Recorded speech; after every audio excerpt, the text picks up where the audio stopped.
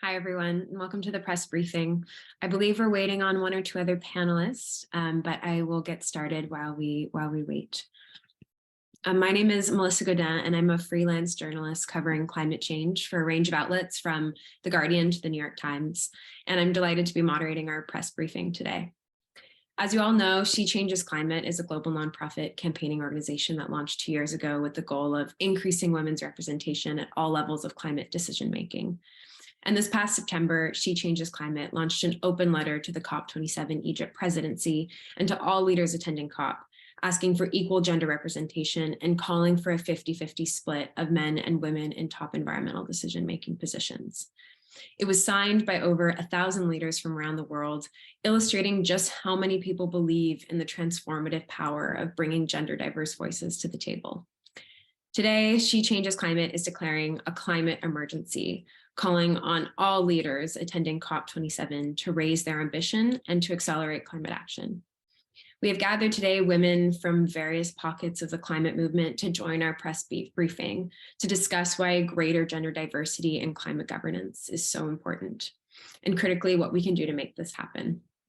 With us today, we have Zoe Cohen, a climate influencer and a supporter and spokesperson of Just Stop Oil, a coalition of groups in the United Kingdom working together to ensure the government commits to halting new fossil fuel licensing and production. We also have Julia Steinberger, a scientist and professor at the University of Leeds, focused on interdisciplinary areas of ecological economics and industrial ecology, looking at post-growth economies. We also have with us Sandrine Dixon-Declève, the co-president of the Club of Rome, a platform of diverse thought leaders who identify holistic solutions to complex global issues like climate change. Thank you all so much for being here with us today. To get us started, you all represent such different parts of the climate community. Some of you work as economists and scientists, and others are focused on campaigning and activism. In the areas of the climate movement that you work in, what are the current barriers for women or other gender minorities wanting to enter leadership positions? And how does this affect climate ambition as a result? Maybe Zoe, you can get us started. Thanks, Melissa, and thank you for the opportunity to be here. I was expecting you to start with our vision question first, so I wasn't expecting to come to that question. I think because I spend most of my time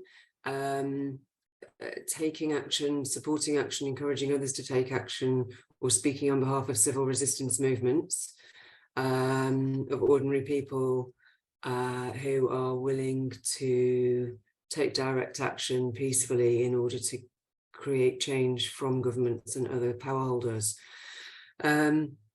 My experience over the last 4 years has been that actually both Extinction Rebellion, Insulate Britain and Just Stop Oil here in the UK, and the stuff I know indirectly from other countries, actually on the whole pretty supportive of female LGBTQ folk to get involved. And I remember quite early on in my experience with Extinction Rebellion back in 2019 that there was actually some media coverage specifically interviewing women saying how empowering it was to be part of Extinction Rebellion because there were so many women involved right through all parts of the organisation.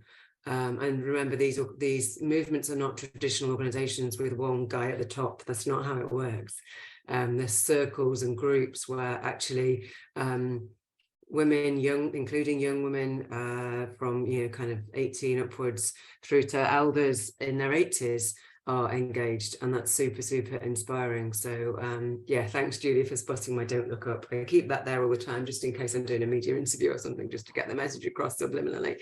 So I find in general that grassroots civil resistance movements are pretty welcoming of women and LGBTQ plus folk, and they're generally good places to be. Not all the time, no one's perfect, but more so than business as usual world, I find. And Julia, it would be great to hear from you in the sectors that you work in as well. So I do participate in my spare time in some of the movements, and I would say that I would echo Zoe's point that that's one of the things that was very refreshing being in Extinction Rebellion spaces and other spaces like Renovate Switzerland right now of climate activism. is that younger and older women and everywhere in the middle are in leadership, are participating, and are listened to. It's a very anti-macho scene, which is very different from the rest of the world in some ways. So that's been my experience so far as well. In terms of academia, which is where I spend the vast majority of my time, I think that there's still real divides according to countries, according to institutional settings, and according to discipline. And one of the things we need to move beyond in academia, and I think elsewhere, is we need to move beyond representation to achieve parity. And that's a huge hurdle. So the IPCC was very proud of itself because it included a third of women authors in the sixth assessment report, roughly, and that was, you know, way up from 20% or whatever it was before. It's like, okay, that's great, but it's still not there.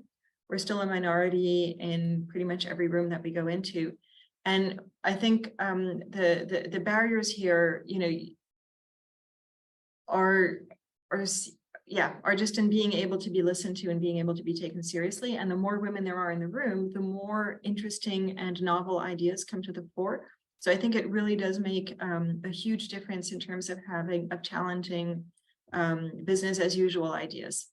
And established ideas in academia and climate policy circles. There are a lot of established ideas. There's decades of failure to look back upon, and it takes a little bit of bravery and people who have less of a stake in the existing system in order to challenge that, I would say. Thanks so much for that. And I believe we have Sandrine who's joined us as well, who can maybe jump in at the next question. You know, I think so much, I've heard a lot of that from a lot of women working in the climate movement, that there is this recognition about the importance and the power of having women in positions of leadership. Yet often what I hear is that there's little discussion about what tools and policies and resources women necessarily need to be able to succeed in these roles. So, you know, if women are simply encouraged to be climate leaders without the proper support to do so, maybe we run the risk that women end up with even greater responsibility and greater work, which we've seen happen across all sectors and all industries. And so I'd be curious to hear, in the various fields that you all work in, what resources do you think women need to be successful climate leaders? What policies need to be in place? And what ecosystem do we need to create collectively so that women leaders can thrive? Do you want me to jump into this, Melissa? That would be great. And apologies for joining late, but the security line at the airport to get to COP was not exactly very easy today. So I'm really sorry. No, we appreciate you joining us. So it's just so wonderful to be on this call and also to be part of this initiative, because what it does is it reminds people that actually ensuring that women are integrated into decision making is not just about quotas. Actually, this is the era of women and female decision making. It's the era where we absolutely need to shift from the power dynamics, the profit dynamics, and in particular short-term profits, and what I call the penis dynamics, which is focusing on the way in which male decision making has been going on forever, and that has really gotten us in the mess that we're in today, which is these compound impacts of the permacrises of conflict, climate, and also COVID. So to come back to your question, we need to ensure not only that we invest in gender impact, that we look at the types of projects where women bring deep solutions at the community level, because they're the ones also that are on the front lines, but also that we understand that the complexity of the decisions that we have before us need diversity. They need women, they need more cultural diversity, they need diversity from different communities, and that's absolutely fundamental. And so how do we do that best? One is to put in place the processes that enable that to happen, which is part of what this call is all about, making sure that the negotiations don't continue to get hijacked by just men in positions, making the decisions that have such an incredible impact on women. I mean, let's not forget that most of the victims of climate change are women. And if we look at, for example, 75% of the impact of flooding is directly on women, many lives lost because women don't even know how to swim in many parts of the world. So we have to totally shift our mindset. And that's what this call is all about. And that's why also we're all here together as women representing very different fields, representing very different perspectives, also working with men who understand the importance of female decision making in order to ensure that we really have an impact. And maybe the last point that I will make is this COP has to be about women, and it has to be about women standing up and saying enough. The power dynamics that we see, whether it be through the invasion of Ukraine or the way in which we're not actually adopting and ensuring the implementation of the 100 billion to people across the globe, but in the most impoverished countries, as well as damage and loss, can no longer continue to happen. And for that, we need to shift into much more feminine decision-making, where we take into consideration the importance of poverty, inequality, and empower of women. Thank you so much for that. Before we turn to the other panelists, I also just want to introduce Caroline Mayer-Toby, who has joined us, apologies, who is the Chief Empowerment Officer for She Changes Climate and was formerly a lawyer at the Foundation of International Environmental Law and Development. We're happy to have you on board as well. Thank you for having me. Thank you for being here. Julia, do you want to step in? So in terms of the structures and the processes that can support women becoming leaders, I think that there's a real double bind, which is that it takes a lot of support to become comfortable and proficient in pretty much all of the different kinds of spaces we inhabit.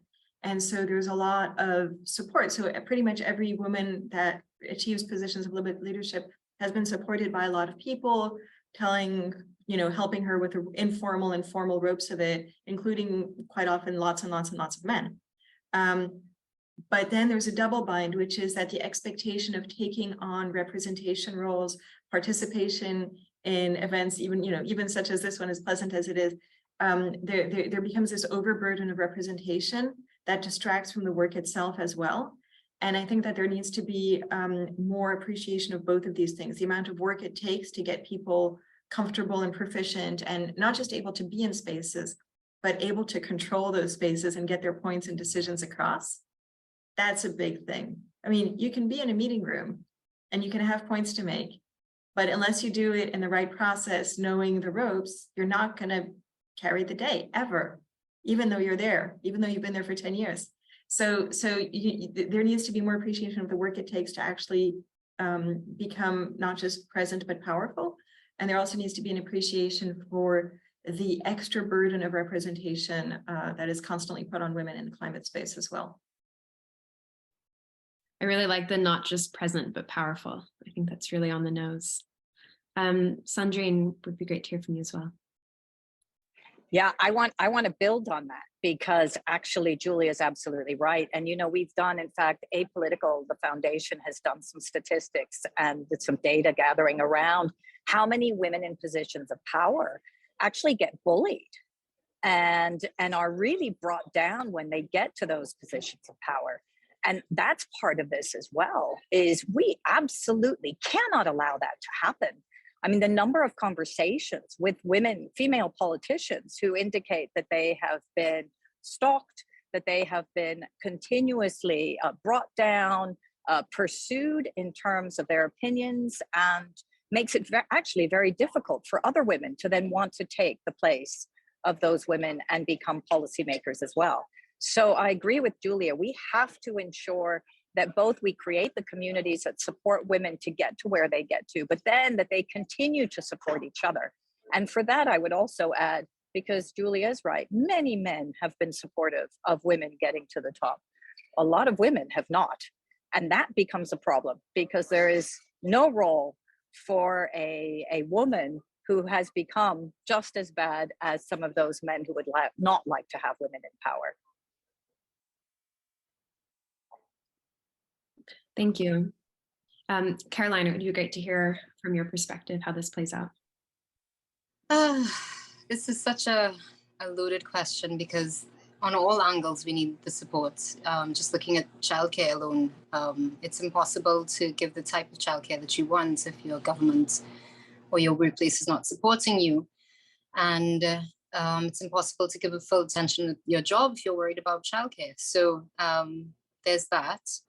Then there's also, I want to go back to what Sandrine was saying about, indirectly about the old boys club, you know, we need that, you know, and I love the leadership that She Changes Climate is giving, because we need this. We need this upper level girls club, you know, women's club, where we help each other, we pull each other up. We say, yes, I know that number. Here is that number. That's a huge thing that we don't get a lot, you know, and we need to support younger women. You know, we need to reach down, we need to hold each other up, and we need to keep those doors open so that we can pass through. What I found recently through talking to not just Indigenous women in the Caribbean Basin region, but African-American women who have historically been in agriculture, and it's a small, admittedly a small number, there's a lot of intellectual property theft.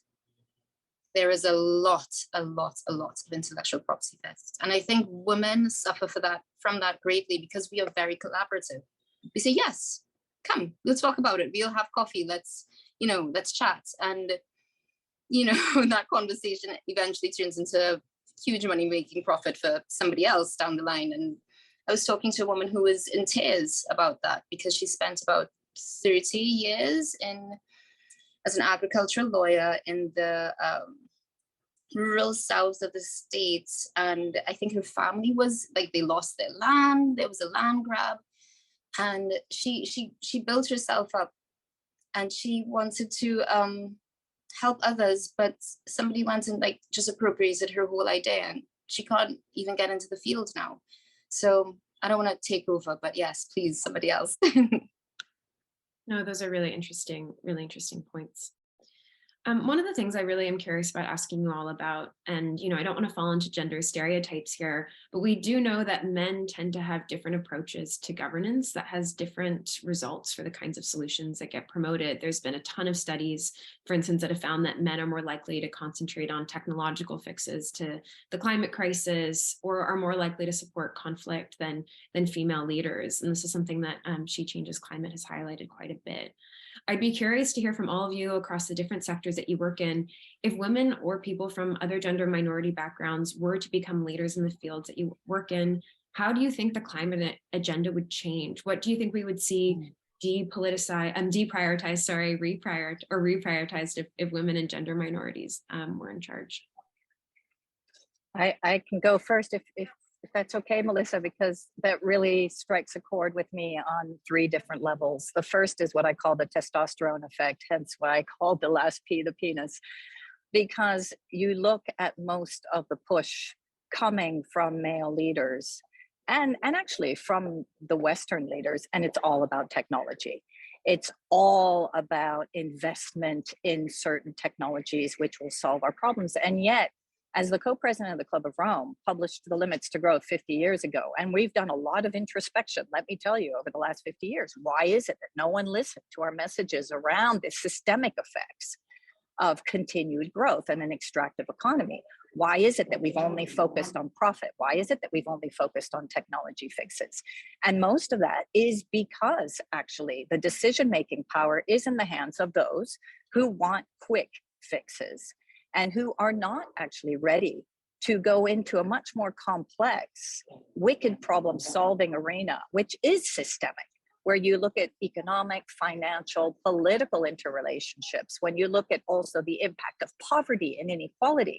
I mean, what's come out of our most recent work, Earth for All, the Survival Guide for Humanity, which has been fascinating, is we will not solve the climate crisis, full stop. Doesn't matter how much you invest in technology if you don't deal with poverty and inequality, and if you don't address empowerment of women. And that is a fundamental. Will there be male decision makers who are ready to really pick that up? That is the question and the challenge that I have for our decision making today. And let's bring in more women to ensure that it does happen. Why? Because women do actually decide with their hearts, their heads, and their souls. They're already systemic in their approach. Thank you so much for that. Anyone else, feel free to jump in. So I've been working with this group, United Maroons Indigenous Peoples in the Caribbean Basin. I'm at the Institute of Small Islands. And I've noticed that it's mostly women that I work with, mostly mothers and grandmothers, and it's a grandmother leading the charge. And I think she's speaking later on in the closing, actually, Mama Akila Jaramogi. And she is reforesting the northern reach of Trinidad, of my country, just because she wants to.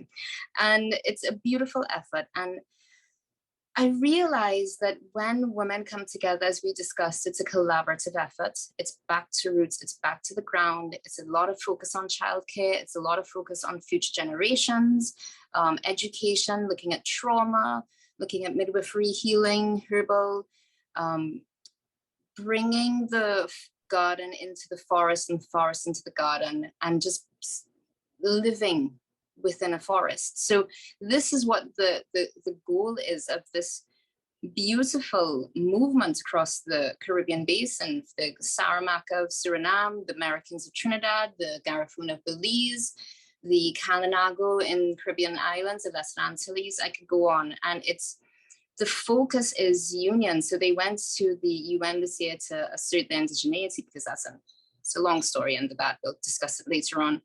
But these are mothers and grandmothers, you know? The collaborative work is just enormous. So, Go for it, Zoe. Thank you. Just building on what others have said so far, I think two other things that we're more likely to get more of, we get more women's voices, is more truth and more courage. I have had enough of bullshit. Sorry for the language, but I've had enough.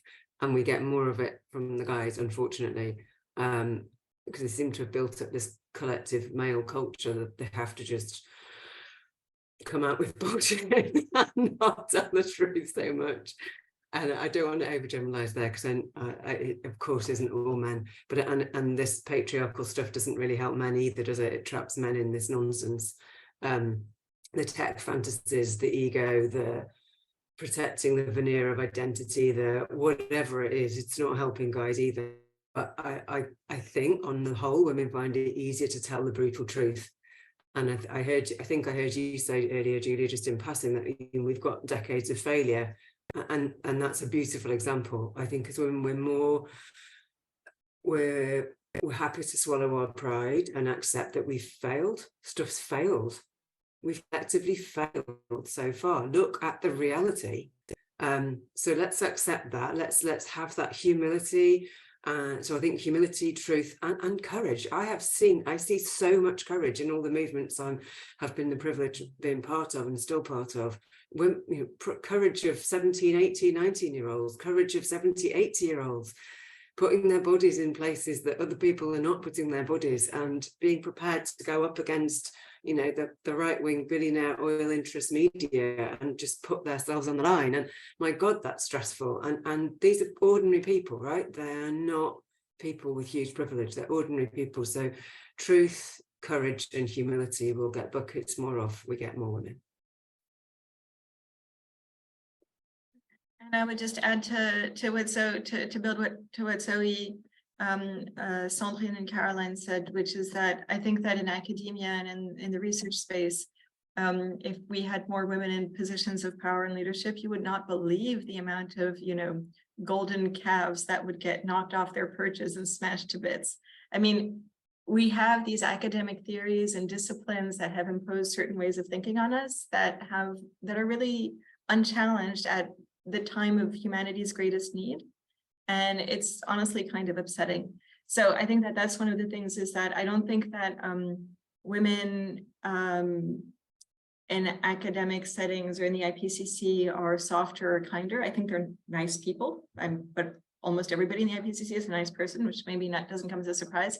But they're extremely brave and really willing to push for new ideas. And I think that that's one of the things that I really appreciate, and I hope we see a lot more of, because I've really seen some people just be absolutely relentless to make sure that some old mistakes don't get made again.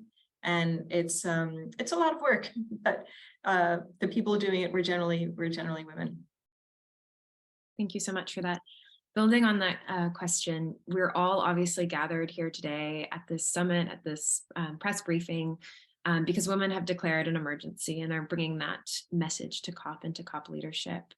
I'd be curious to hear from all of you, why is it so important that we have this messaging coming from women in particular? We've heard it come from other parts of civil society, from governments, from different kind of individuals with large followings, but why is it important specifically for this message to come from women? Well, maybe because, again, as we indicated, many of us, I mean, women are on the front lines. First of all, they're the ones that are the most vulnerable to climate, along with obviously low income and poverty communities, impoverished communities. But also, I think it's important that women come forward, but also in sync with the youth, because let's not forget, as I think that Zoe brought up as well, and the way in which we as activists are seeing the incredible voice of young women who are coming forward. And we must, as women, unite ourselves. Sorry, there's a very strange noise here behind me. We must unite ourselves with those young women and make it clear that they know that we have their backs. You know, there are the young women in particular in Europe who find it very difficult to actually bring forward some of the voices from other parts of the world that are really struggling. The young women outside of Europe are having a hard time when they go out in the streets and actually they're declaring that we're in a planetary emergency. It's not as easy for them as it is for Greta, Louisa, or even here in my country in Belgium, Anuna and Adelaide. They say it very clearly. So one, the fact that we have their backs, that we're all there together collectively, indicating to the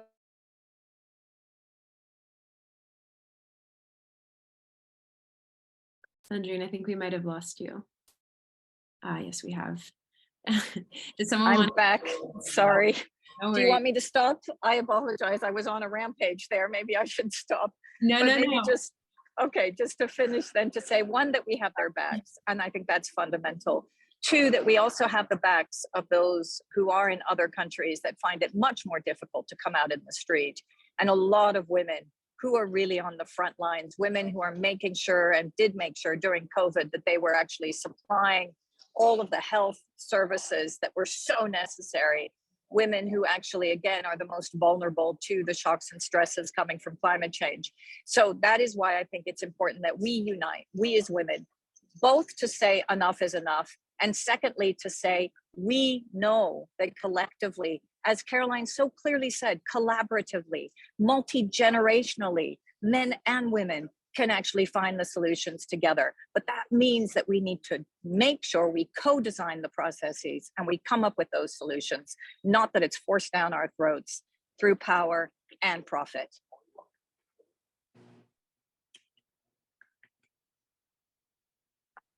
Zoe?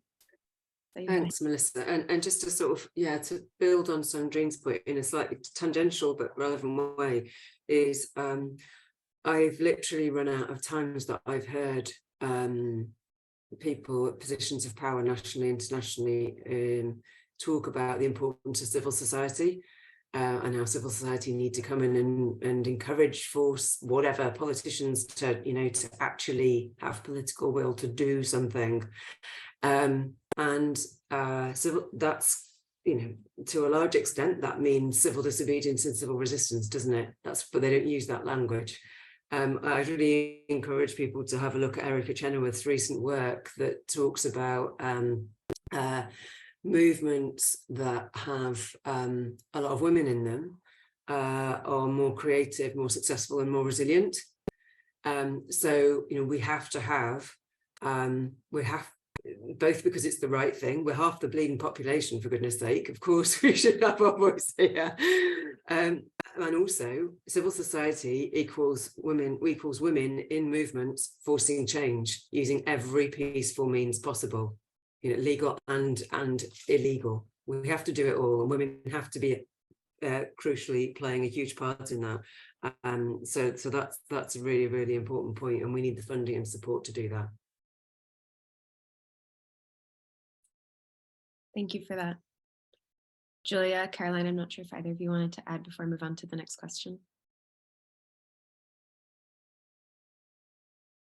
I wanted to come back to a point that Sandrine just brought up about the challenges that young women, specifically outside of Europe, face when they step into climate leadership positions.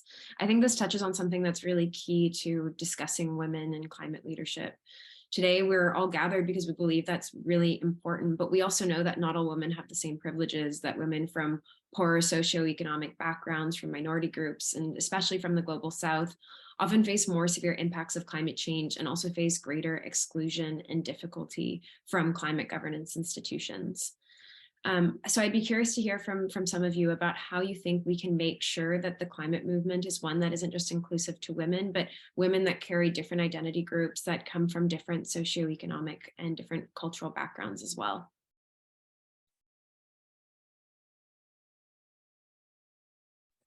May I? Well, it's interesting you say that. My experience, my first COP was 2011, and I was involved since 2009. And I've been pretty involved, sometimes in the foreground, sometimes at COP, sometimes in the background.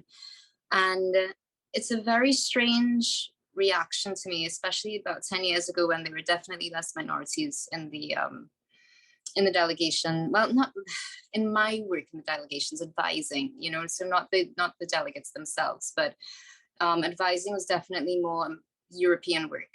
And sometimes I would go and there would be kind of a like, oh, well, I know why you're going to be one of the main lawyers there. And I'm like, no, you didn't just say that. You didn't just say that, because, you know, the European organization would put me forward to talk to delegates from the global South. So that was the implication. So, you know, things like that, little side swipes, little, you know, aggressions, some,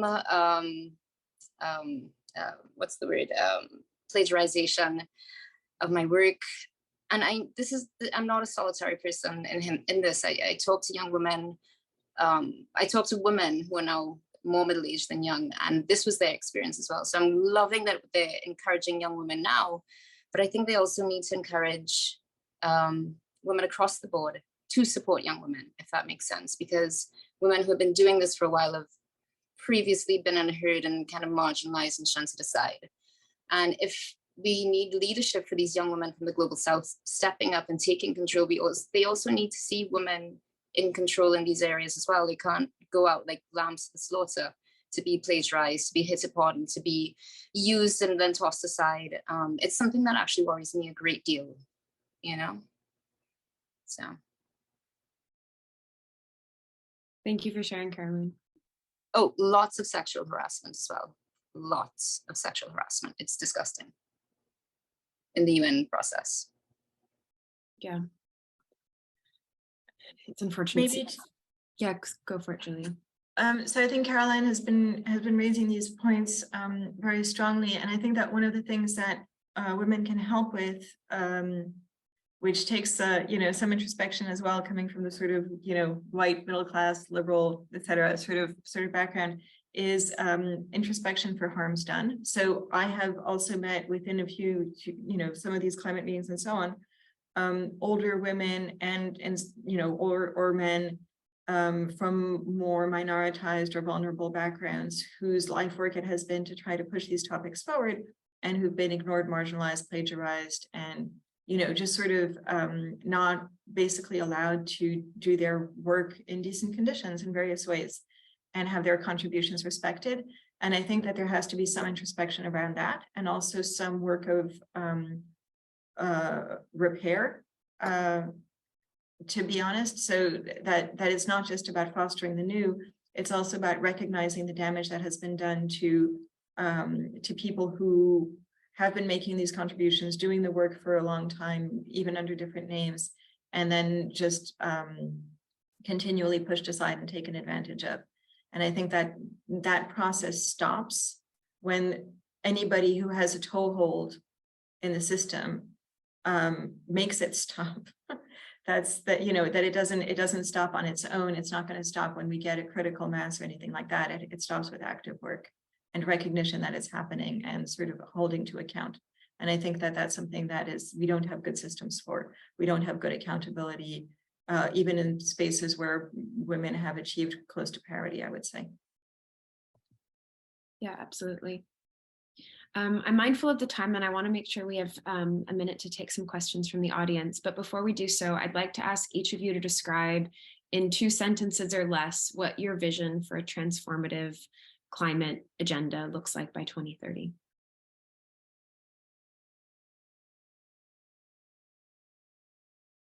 A hard task. It's hard to get it down to 2 sentences. Zoe, thank you for volunteering to go first. I'm going to fail on the 2 sentences, Melissa. You know, I'm civilly disobedient, so I'm just not going to play the game. So sorry, but I'll try and be really brief. A peaceful uprising with women and young people at its heart, ecocide and climate genocide in law, and all of the culprits in court or in prison. Money out of politics, an end to the fossil fuel and petrochemical industries, all nationalised, all transition to green chemistry, circularity and renewables, citizens' assemblies in every country and globally, 50% women automatically, cancellation of total global self-debt, and move to a post-growth, post-capitalist economic model that supports human needs and life within planetary boundaries. Sorry, it wasn't 2 sentences, but that's my recipe for that was a pretty succinct recipe. I'm still impressed. It wasn't 2 sentences, but thankful for the list. Maybe Julia, do you want to pick up on I know you work a lot on degrowth, so maybe we'll hand Yes, well, Zoe said it for me, so she got my 2 sentences too. Perfect. Great. Caroline?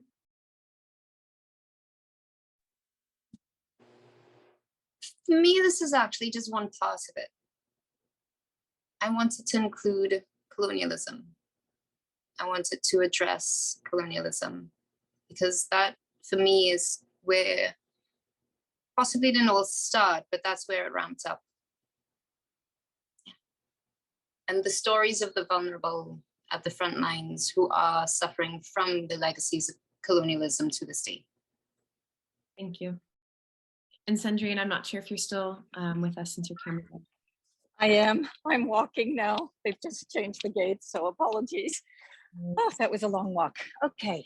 I think that Zoe and now Caroline and everyone has pretty much summarized our key points, but let's just add a few which I think are fundamental, which continuously build on the colonialism part, which is accepting the responsibility of the West and ensuring that loss and damage now becomes part and parcel of how we focus and move forward. And not only, sorry guys, and not only loss and damage, but obviously the 100 billion. If we continue to stall on the 100 billion, I don't think we will show anyone that we're serious this year at COP to accept our responsibility and to move forward. So that is absolutely fundamental. So 100 billion, accepting our responsibility and looking at loss and damage. And then very importantly, that brings us to the point that we have to address climate change systemically. We need to look at the links with biodiversity. We need to call upon negotiators at COPs in general to actually be aligned in terms of the links between biodiversity, climate, and pandemics, because they're all interrelated. Beautiful. Thank you so much for all of you for contributing. I want to give anyone in the audience the opportunity to ask a question. Feel free to put it in the chat or to unmute yourself and ask the question yourself. I'll give it a few seconds.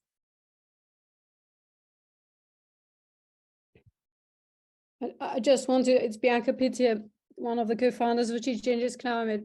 I just want to thank you really all, this terrific panel, you know, people traveling and speaking on the go. That's such a huge effort. And people from coming back from school runs. I know one of the speakers here had to double juggle that as well. And you all dialing in from around the world. Thank you so much for lending your voice to this. I think if we make this reality, if we show our leadership and that we can move on as responsible grown-ups and as leaders for a sustainable future, I think we can really make the inroads. Even if COP doesn't deliver, we can still move on. It is possible. and we will show that it is possible. So thank you to all of you for taking the time to speak today. Thank you, Bianca. And I'll hand the mic over to Elise. Well, thank you so much to you, Melissa, for hosting and moderating, and a big thanks to Julia Steinberger, who is my neighbor and friend based here in Switzerland, and she's been helping me in a big political fight here as well. So thank you so much, because I think that solidarity between women is absolutely essential. It has become a truth for me, I think, over the last year. And this is really magic, I think, what happened today. And my last word, Melissa, is this is really about all of us working as one team for one planet.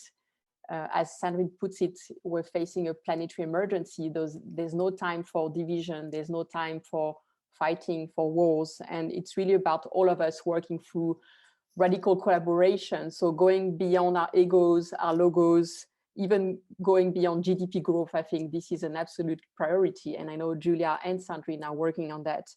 And also, I think we need to be inclusive ourselves. It's about women and men together, co-leading the future. So thank you so much. And I look forward to seeing you again in the next panel, starting in 15 minutes. Thank you, everyone, both for listening and for participating for our panelists. Thank you. And Zoe, good luck as well. Great that you could join. Caroline, thank you so much for stepping in. Thank you for having us. Thank Let's you. go kick some Everybody. ass. Bye, everyone.